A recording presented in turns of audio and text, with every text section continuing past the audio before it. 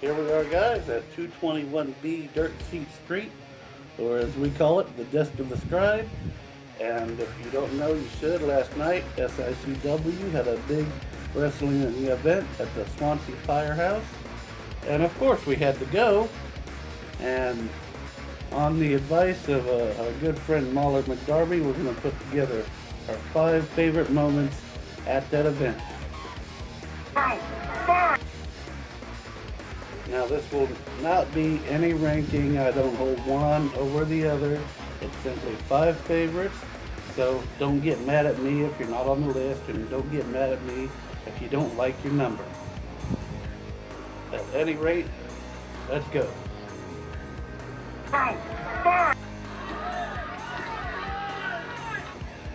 Number 1, Kung Fu Cook. Now everybody knows who Travis Cook is. He's the greatest manager of all time in professional wrestling, the founder and proprietor of the Travis Cook organization. But last night he showed his Bruce Lee skills, and he has a combat style like none other. Take a look.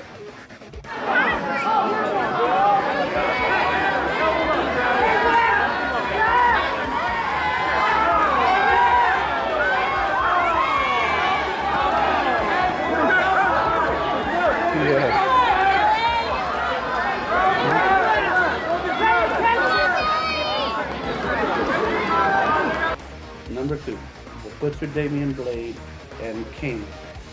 Now, if I had not seen these two together, if I had seen these two separate in different geographical regions, I would have put them together in a dream match. You would have read about it. But it didn't have to happen. The first time I saw them, they were a tag team. Let's not get into what happened. I'm not going to stir the pot. That's not what I do. But there was some difference of opinion, and they had to settle a score. But at any rate, just seeing these two bizarre individuals together in combat is a spectacle. Too bad you missed it if you did. But it is a spectacle that you just don't see. If you don't know, I happen to be a fan of the bizarre and the strange, and you'd be hard pressed to find any two that's more bizarre and strange than Cayman and the Butcher. So seeing these two face to face. Number 3. Now this one is kind of a double-edged sword with me. Guerrilla Warfare and the Professionals for the SICW Tag Team titles.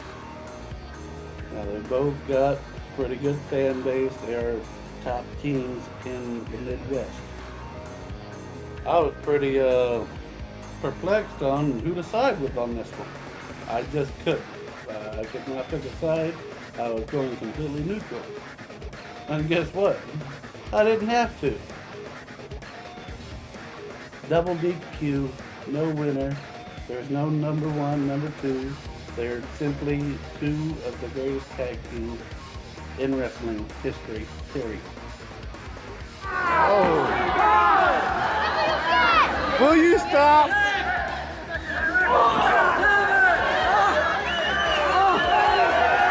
Oh shit!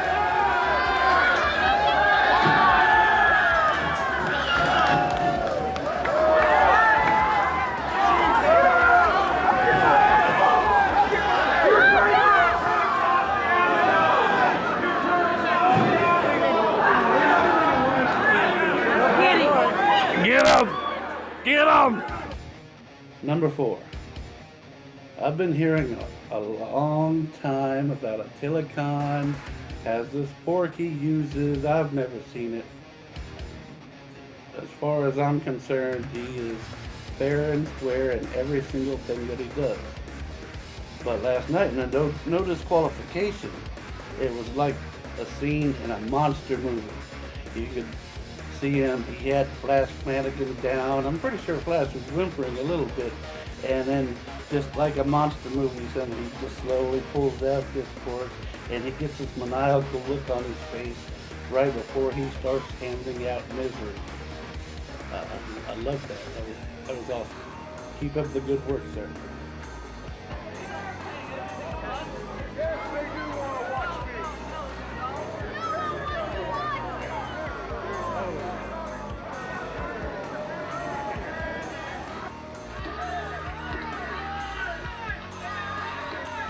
Number 5, Arn Anderson.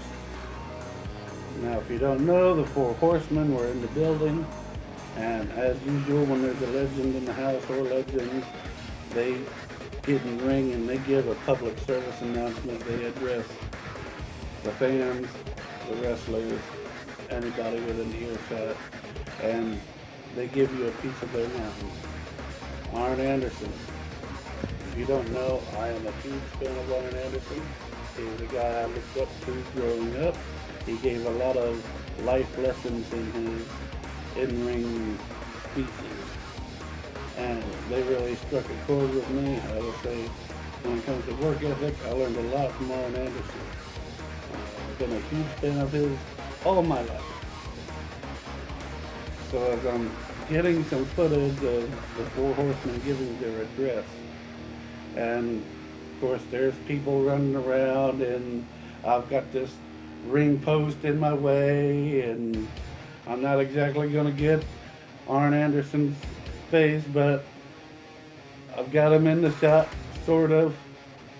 But then in the middle of his address, as he starts thanking the fans for supporting his career and supporting the local talent, some magic happens. The people in the ring just kind of split, and Arn Anderson kind of moved to the side a little bit, and as if it was choreographed by the big man upstairs, he looks directly into this camera that I'm using right now and says thank you. That was a moment that I will never forget. I still got the goosebumps from it. But I wanted to say more than anything, I haven't had a chance to in 37 years, because I've been working steady, is I wanted to thank all of the fans. Trust me, none of us do anything or could have done anything the last 35 years for Barry and myself, 55 for JJ. 75, whatever it is. But without your support, guys, you let a bunch of guys live an adult dream of ours. That's become a professional wrestler, and so we can retain you guys. And I just want to say thank you. We appreciate meeting everybody.